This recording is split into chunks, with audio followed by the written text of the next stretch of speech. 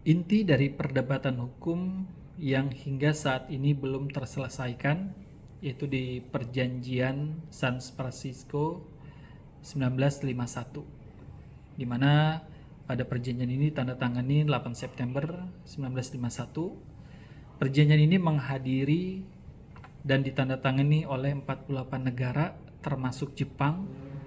Nah, dalam pasal 2 huruf C disebutkan bahwa Jepang melepas segala hak, gelar, dan klaim atas Kepulauan Kurir dan bagian selatan Sakhalin serta pulau-pulau di sekitarnya.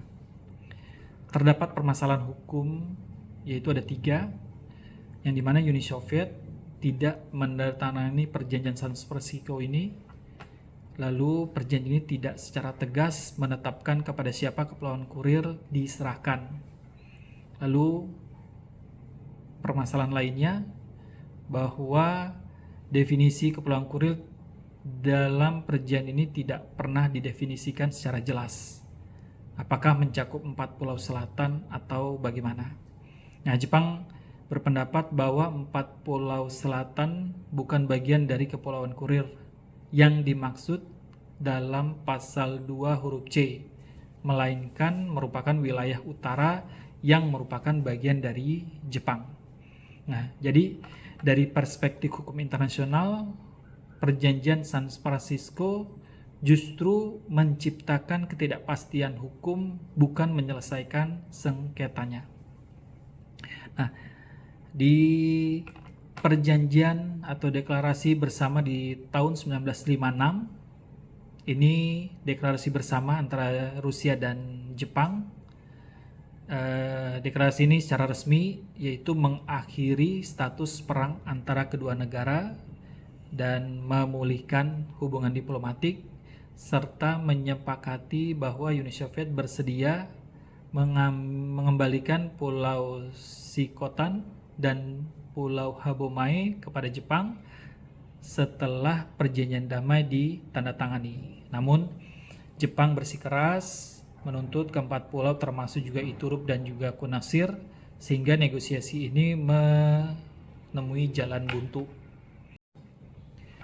Mari kita bandingkan posisi hukum dari kedua negara. Ini adalah titik klimaks posisi hukum masing-masing negara. Dari posisi Jepang, dasar klaimnya Perjanjian Shimoda 1855 yang menetapkan 4 pulau selatan sebagai wilayah Jepang. Yang menjadi argumentasinya Uni Soviet secara ilegal merebut pulau-pulau tersebut pada tahun 1945. Lalu Kepulauan Kurir dalam perjanjian San Francisco tidak mencakup 4 pulau selatan yang merupakan wilayah utaranya Jepang. Lalu deklarasi bersama 1956 membuktikan bahwa Uni Soviet mengakui klaim Jepang atas Shikotan dan Habomae. Kalau dari posisi Rusia, dasar klaimnya hasil Perang Dunia Kedua dan juga aneksasi de facto 1946. Dari perjanjian San Francisco, Jepang telah melepaskan klaim atas Kepulauan Kurir. Lalu Konferensi Yalta 1945, Sekutu menyetujui bahwa pengalihan Kepulauan Kurir kepada Uni Soviet. Saudara-saudara Civitas Cybermo yang saya hormati, dari perspektif hukum internasional ada beberapa prinsip yang cukup relevan dari kasus ini. Yang pertama adalah asas fakta Senfarda. Nah, perjanjian harus dipatuhi oleh para pihak yang membuatnya. Jadi dalam perjanjian Shimoda 1855, Saint Petersburg 1875, dan Portsmouth 1905 ini mengikat Jepang dan Rusia secara bilateral. Namun deklarasi Kairo 1943, Konferensi Yalta 1945, dan perjanjian San Francisco 1951 ini mengabaikan kesepakatan sebelumnya, dan ini melanggar asas fakta San Senfarda. Lalu perspektif hukum lainnya, ini asas fakta Tertis Neknosen Narprosun. Perjanjian ini tidak dapat membebani atau menguntungkan pihak ketiga yang tidak terlibat. Dan di sini Jepang tidak hadir dalam konferensi Yalta, sehingga keputusan tentang wilayahnya tanpa persetujuan ini dapat dianggap tidak sah secara hukum. Lalu cara memperoleh wilayah hukum internasional yang dimana pendudukan, occupation, baik Jepang maupun Rusia ini mengklaim perolehan wilayah melalui pendudukan historis. Nah, dari sisi penyerahan ini melalui perjanjian bilateral. Nah, aneksasi yang dilakukan oleh Soviet pada 1946, namun status legalitasnya dipertanyakan karena dilakukan tanpa perjanjian damai. Lalu perspektif hukum lainnya, ini Konvensi Hukum Laut 1982 UNCLOS, keberadaan sebuah pulau dapat menyebabkan kesulitan dalam menentukan zona maritim dan juga menimbulkan sengketa wilayah. Jadi sengketa ini juga menyebutkan hak atas zona ekonomi eksklusif atau ZEE di perairan sekitarnya.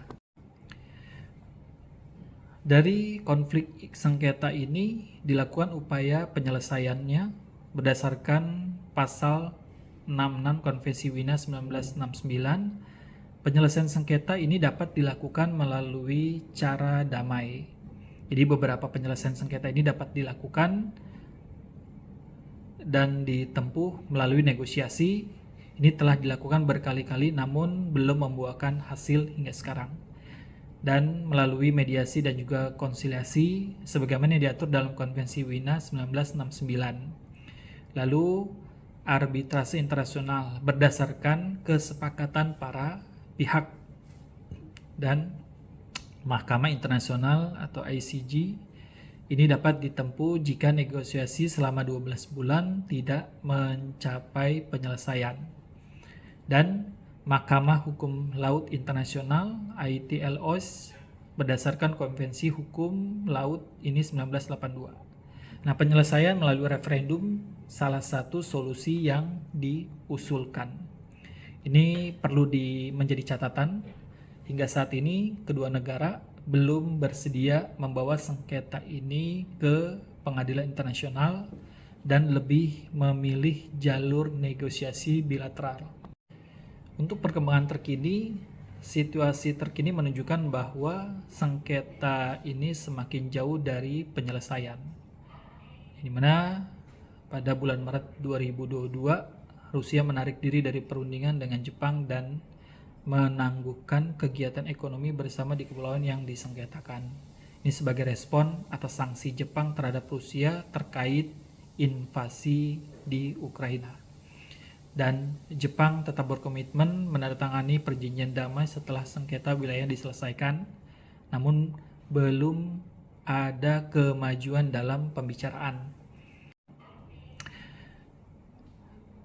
Bapak Ibu serta teman-teman sivitas cybermu yang saya hormati, jadi dapat kita simpulkan ini berdasarkan analisis yang telah saya paparkan.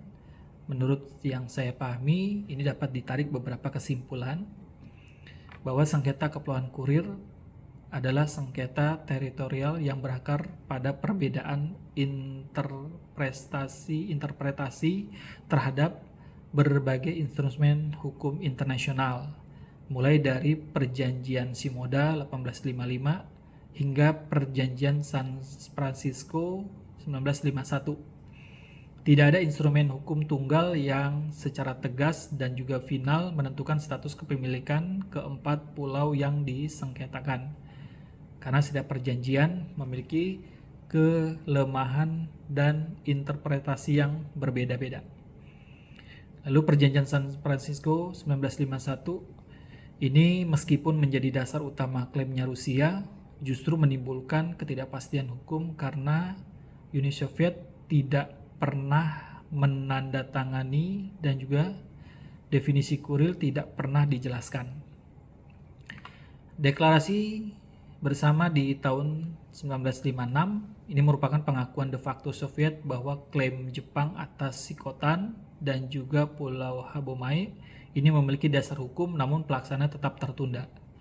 Nah, upaya penyelesaian melalui negosiasi ini telah berlangsung puluhan tahun, namun belum membuahkan hasil, sementara kedua negara belum bersedia membawa sengketa ini ke Mahkamah Internasional. Nah, ada faktor geopolitik juga, terutama perang di Ukraina, yang dimana semakin memperburuk hubungan dan juga menjauhkan peluang penyelesaian damai. Nah, sebagai penutup, demikian presentasi saya yang sampai saya disampaikan. Nah, sengketa Kepulauan Kuril adalah contoh klasik bagaimana hukum internasional yang seharusnya menjadi instrumen penyelesaian sengketa justru dapat menjadi sumber ketidakpastian ketika interpretasi terhadap perjanjian-perjanjian histori berbeda secara fundamental. Ini mengingatkan bahwa hukum internasional tidak dapat dipisahkan dari politik internasional.